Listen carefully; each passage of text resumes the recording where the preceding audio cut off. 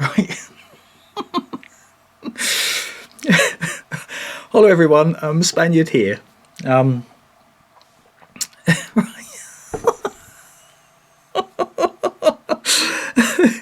We're fast approaching Christmas 2021.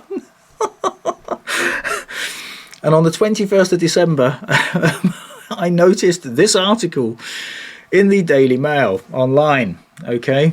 And I'm just going to read this out. It's hilarious. There's the headline, barrister who sued Crown Prosecution Service for harassment after colleague asked him to stop breaking wind has his claim thrown out, right? Or blown out, as the case may be.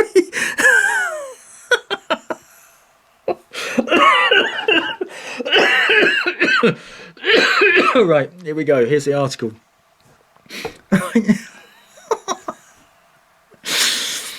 A senior barrister who sued the Crown Prosecution Service for harassment after a colleague asked him to stop breaking wind has had the claim thrown out.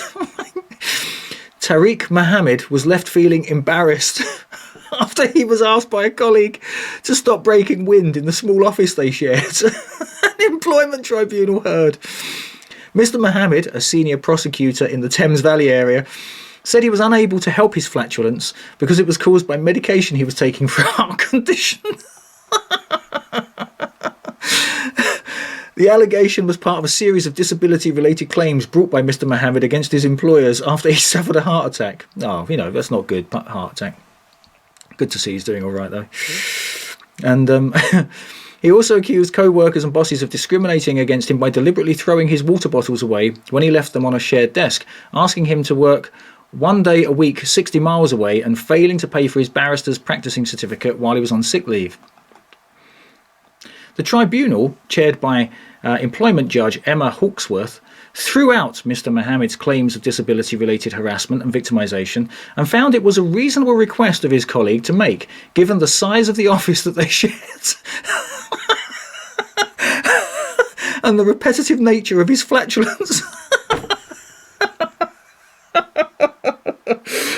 I mean, I knew that the legal industry and profession stank to high heaven, but this kind of brings new meaning to it, doesn't it? But it found the CPS was guilty of disability discrimination and failing to make reasonable adjustments by not allowing the barrister to work from home 2 days a week, leave work at 4 p.m. to help him manage his condition, and by removing him from court duties. Excuse me, my lad. Oh, my lad, however you say it. The hearing in Reading, Berkshire, was told Mr. Mohammed began work in the Thames Valley area as a senior prosecutor in 2004. In 2014, he suffered a heart attack which left him having to take daily medication, the side effects of which meant he had to remain at home for several hours after taking it.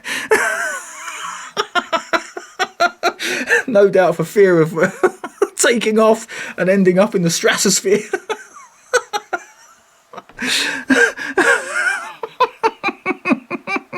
I wonder if he had to have rope put around his ankle or something to keep him tied down.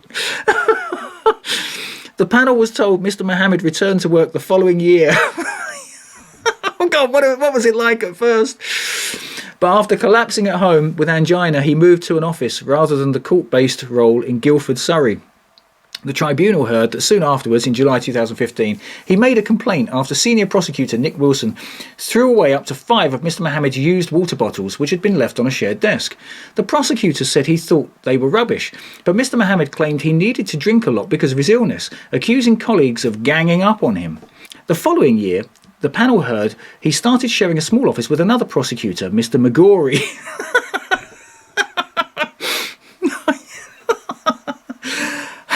After 2 or 3 days of Mr. Mohammed working in the room, Mr. McGorry noticed that he had flatulence. The tribunal was told. Mr. McGorry was aware the claimant had had a heart attack, but he was not aware of what medication the claimant was taking or that flatulence was a side effect of the medication. There were repeated incidents of flatulence in the quiet room. On one occasion, Mr. McGorry asked Mr. Mohammed, "Do you have to do that, Tariq?" Mr. Mohammed said it was due to his medication. Mr. Maguri asked if he could step outside to do it, and Mr. Mohammed said that he could not, which I think is actually outrageous. You should go outside, right? I've got no doubt that's probably why it was thrown out. The conversation ended there. Neither Maguri nor Mr. Mohammed mentioned the matter again. Mr. Mohammed found the short discussion embarrassing, but was not obviously upset and did not make any complaint about the incident. The only person who should have been complaining was Mr. Maguri. Surely. The tribunal heard that in the autumn of 2015, Mr. Mohammed was cleared to go back to working at court.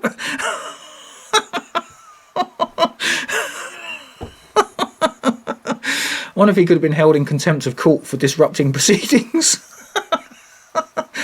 Oh, sorry. What was that? Oh, dear. At the same time, he asked bosses for permission to work from home 2 days a week and to finish at 4 p.m. on court days, a request that was denied by boss Anne Phillips. Boo. In February 2016, he was moved to another team that meant he did not have to attend court. However, he was asked to work 1 day a week in Brighton, East Sussex, more than an hour's drive from Guildford. He obviously didn't want to be stuck in the car for too long. Which obviously begs the question that if he couldn't tolerate the stench of his own backside in such a small and closed environment, then how could he really expect colleagues to put up with the same? I'll tell you, I would have loved to have been at this hearing, right? The discussion point on flatulence. And how often did you break wind? Can you tell me, Mr. Maguri, what effects did the wind have on your face? In March 2016, following her decision to refuse his request, he launched a grievance against Miss Phillips and other colleagues, or Ms. Phillips and other colleagues. The tribunal heard that the following month he went on sick leave. The grievance was finally completed in January 2018. Wow, 2 years. 2 years to hear a grievance. Well, this is the CPS for you, isn't it? Right? I mean, this just shows you why it takes so long to actually prosecute things. 2 years to hear a grievance. And also, they've actually been found guilty of discriminating against him by the CPS. Look, they can't even abide by their own rule, by the rules they're supposed to uphold. Need I say more? So the grievance was finally completed in January 2018 and concluded that the CPS should have made the allowances Mr. Mohammed had asked for. He returned to work in September 2018 but had his employment terminated in April 2020.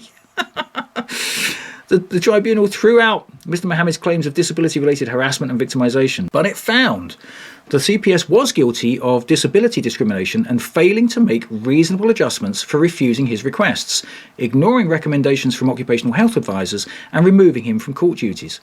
The tribunal encouraged Mr. Mohammed and the CPS to try to agree on compensation without the need for a further hearing. You see, the private settlement, they always try to encourage you to settle things privately, okay, hence private record of the parties.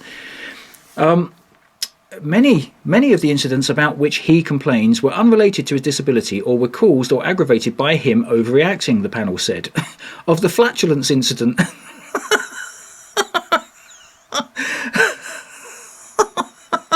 the tribunal observed, or rather smelt, Mr. Maguri's questions to Mr. Mohammed were not asked with the purpose of violating his dignity or creating such an environment. It was not an unreasonable question to ask when there had been repeated incidents of flatulence in a small office. There was no indication in the way the questions were asked to suggest Mr. Maguri was aware that Mr. Mohammed's flatulence was related to disability.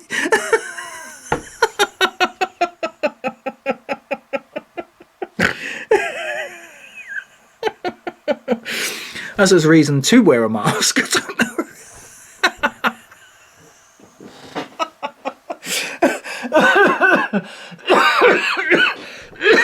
Oh, dear me. Oh, dear, right. It just highlights, doesn't it? Look, some of the comments on here. Hilarious. Oh, dear. Anyhow, I thought that was quite funny. Wow, the legal profession, eh? When they're not dealing in fiction and bullshit made-up things. They're causing disruption with each other and arguing amongst themselves. Oh dear. Oh dear. Anyhow, I thought that was quite funny. So until next time, big love.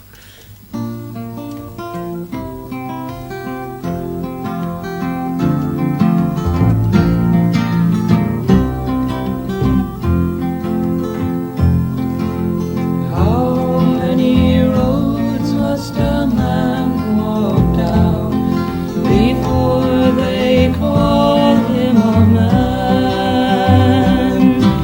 How many seas must a white dove sail before she sleeps in the sand? How many times must the cannonballs fly before they're forever banned?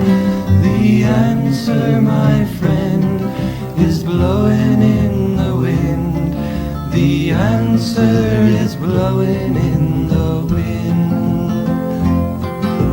How many years can a mountain exist before it is washed to the sea? How many years can some people exist before they're allowed to be free?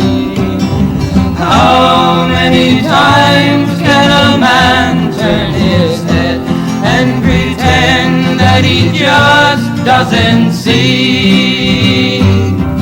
The answer, my friend, is blowing in the wind.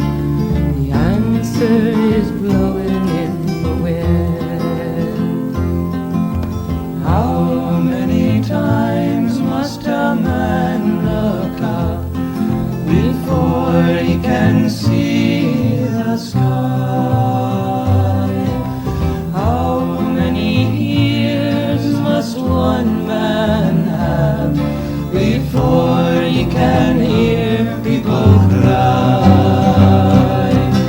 How many deaths will it take till he knows that too many people have died?